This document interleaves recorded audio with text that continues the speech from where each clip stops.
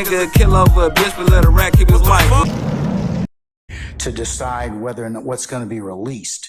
Again, I'm going to release to you what the court believes falls within the acceptable range categories of release. It may be the entire transcript. It might be portions of that transcript, but I'm going to listen to your argument about that.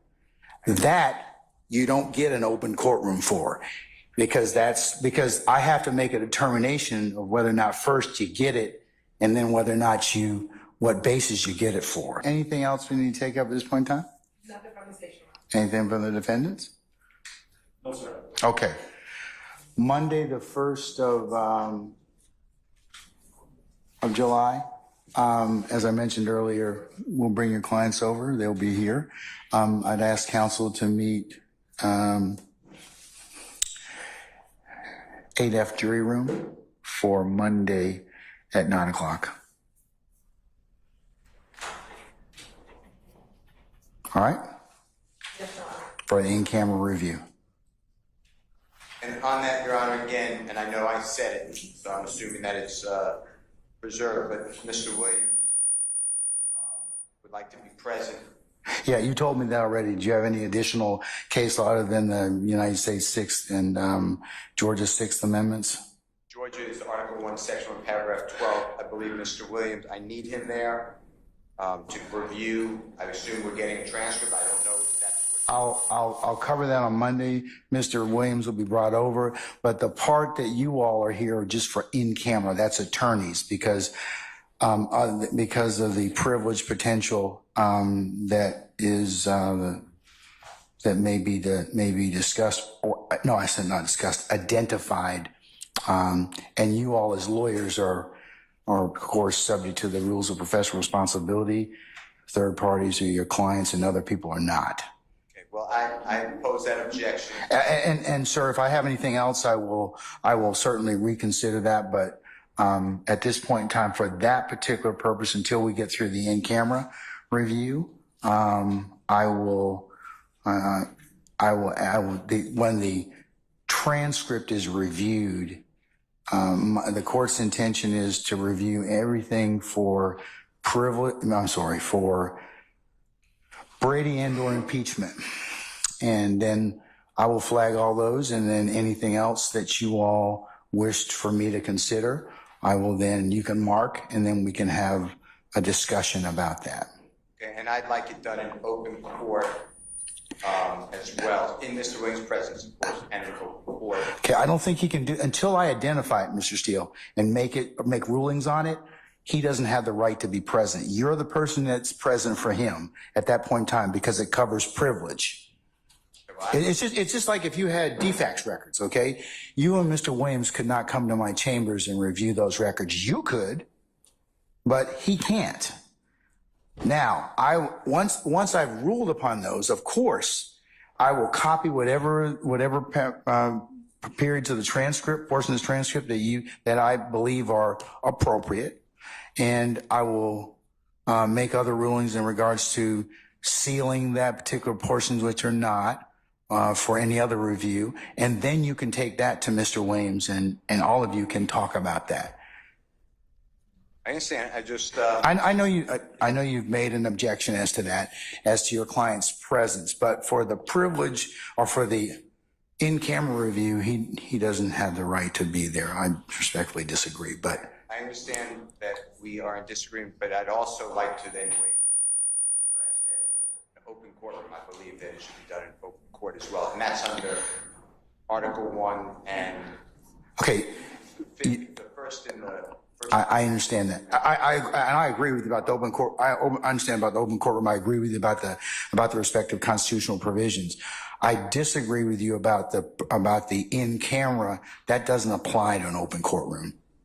The in-camera review of these records. So we'll like I said, if you got some case law, you got something for me to consider, I'll certainly look at it. But at this point, that's what my ruling will be in terms of your client's collectively presence. However, like I said, once the court makes those determinations as to which things are to be released to you, and I copy those transcripts for you, those portions or the transcript for you, then you may your clients will be here and you may take those portions and discuss those with your clients. Okay, and then we will have the rest of whatever we have in open court. Okay? Understand the ruling. Okay. All right. Like I said, if you have some case law you want me to look at something, I'll certainly look at it. Because but that's... I believe that under United States and Georgia Constitution and Presley, it's a voir dire issue, but I believe this should all be done in open court, not in a closed courtroom or closed chambers, jury room. You are correct about anything else, but when you're dealing with a matter of privilege and or depending upon the type of records you're reviewing, not everybody gets to see those. And that's where we disagree. That's not an open proceeding. That's a closed proceeding to decide whether or not what's going to be released. Again, I'm going to release to you what the court believes falls within the acceptable range categories of release. It may be the entire transcript. It might be portions of that transcript, but I'm going to listen to your argument about that. That you don't get an open courtroom for, because I have to make a determination of whether or not first you get it and then whether or not what basis you get it for. Then once I release that, I make a ruling, which can certainly be reviewed at some point in time. Then I'm going to seal the rest of the record. I'm going to seal that particular ex parte because it will have some issues of attorney-client privilege. So that's why, or else I give you the entire transcript. It would be fine for me, but I think that that's the issue. If an attorney-client privilege conversation was captured by the court reporter on a transcript with the court present, attorney-client privilege. Well, that's for another body to resolve, not me. And you'll have to first decide whether or not those conversations were had. So once you take a look at the transcript, then we can have the conversation again, because that will affect whether I seal it or not. That's fine. I'm just want to continuing. I've voiced it, so I think it's preserved. But I think you've said it now 3 times. I think you've gotten your point across. But again, I'm going to tell you again, if you've got a case which says your clients can be present, I'll be more than happy to listen to you. I really will. Well, my case is every case, but Penny, P-E-N-N-I-E versus State, Sammons, S-A-M-M-O-N-S versus State, Ward, Wade, W-A-D-E versus State, 1852. But the bottom line is, and they all say the same thing, at any critical stage of the proceedings, the criminally accused has a right to be present.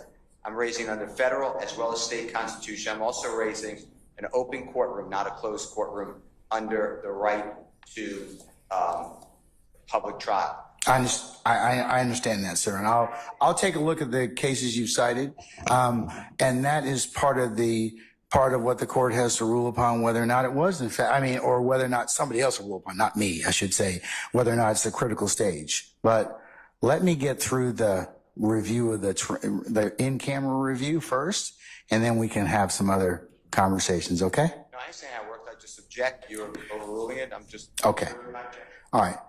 Thank you. State, you'll be able to as well join for those of you that were in there as well. I believe Ms. Hilton and Ms. Love for that same review. Okay. Thank you. All right. Okay. All right, folks. I'll see you on Monday. All right. Enjoy the rest of